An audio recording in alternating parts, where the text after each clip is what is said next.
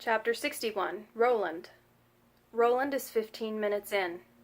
The medical staff that buzz around him wear scrubs the color of a happy face. His arms and legs have been secured to the operating table with bonds that are strong but padded so he won't hurt himself if he struggles. A nurse blots sweat from his forehead. "Relax. I'm here to help you through this." He feels a sharp pinprick in the right side of his neck and then in the left side. "What's that?" "That," says the nurse, "is the only pain you'll be feeling today." "This is it then," Roland says. "You're putting me under?" Although he can't see her mouth beneath her surgical mask, he can see the smile in her eyes. "Not at all," she says. "By law, we're required to keep you conscious through the entire procedure. You have a right to know everything that's happening to you, every step of the way." "What if I don't want to?" "You will," says one of the surgical assistants, wiping Roland's legs down with brown surgical scrub. "Everybody does." "We've just inserted catheters into your carotid artery and jugular vein," says the nurse. "Right now your blood is being replaced with a synthetic oxygen-rich solution." "We send the real stuff straight to the blood bank," says the assistant at his feet. "Not a bit gets wasted. You can bet you'll be saving lives." The oxygen solution also contains an anesthetic that deadens pain receptors. The nurse pats his hand. "You'll be fully conscious, but you won't feel a thing." Already, Roland feels his limbs starting to go numb. He swallows hard. "I hate this. I hate you. I hate all of you." "I understand." 28 minutes in. The first set of surgeons has arrived. "Don't mind them," says the nurse. "Talk to me." "What do we talk about?" "Anything you want." Someone drops an instrument. It clatters on the table and falls to the floor. Roland flinches. The nurse holds his hand tighter. "You may feel a tugging sensation near your ankles," says one of the surgeons at the foot of the table. "It's nothing to worry about." 45 minutes in. So many surgeons, so much activity. Roland couldn't remember ever having so much attention directed at him. He wants to look, but the nurse holds his focus. She's read his file. She knows everything about him, the good and the bad. The things he never talks about. The things he can't stop talking about now.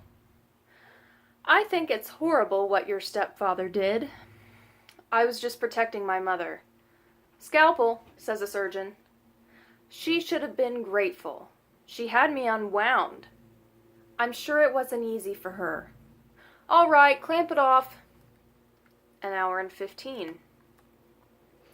Surgeons leave, new ones arrive. The new ones take an intense interest in his abdomen. He looks toward his toes but can't see them. Instead, he sees a surgical assistant cleaning the lower half of the table. "I almost killed a kid yesterday." "That doesn't matter now." "I wanted to do it, but I got scared. I don't know why, but I got scared." "Just let it go." The nurse was holding his hand before. She's not anymore. "Strong abdominal muscles," says a doctor. "Do you work out?" A clanging of metal. The lower half of the table is unhooked and pulled away.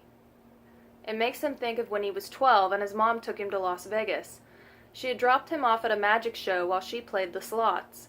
The magician had cut a woman in half. Her toes were still wiggling, her face still smiling. The audience gave him thunderous applause. Now Roland feels discomfort in his gut. Discomfort, a tickling sensation, but no pain. The surgeons lift things away. He tries not to look, but he can't help it.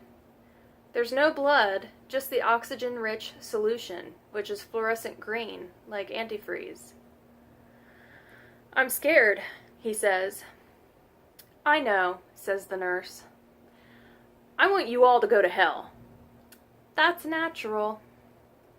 One team leaves, another comes in. They take an intense interest in his chest. An hour 45.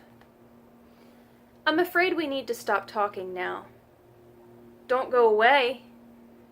"I'll be here, but we won't be able to talk anymore."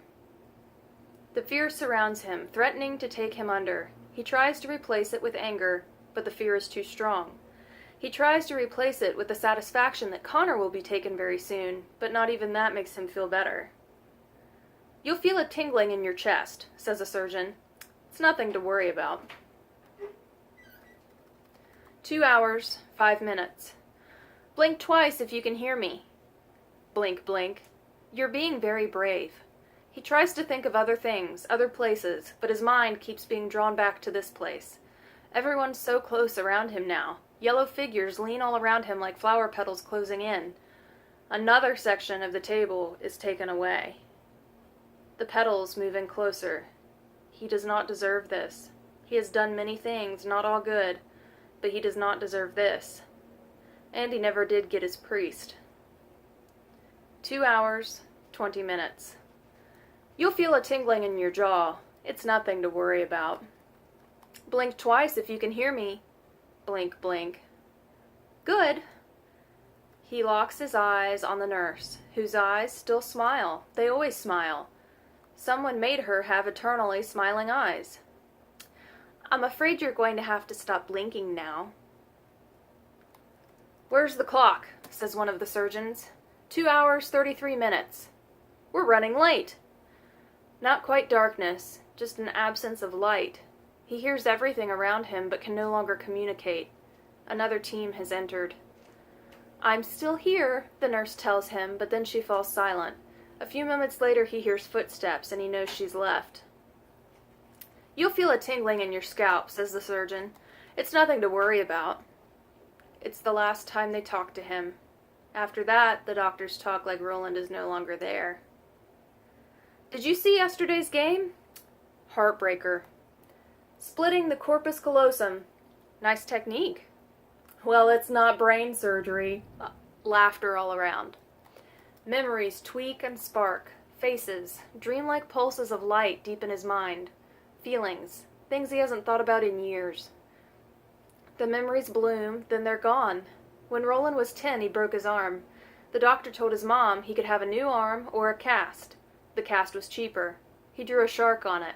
When the cast came off, he got a tattoo to make the shark permanent.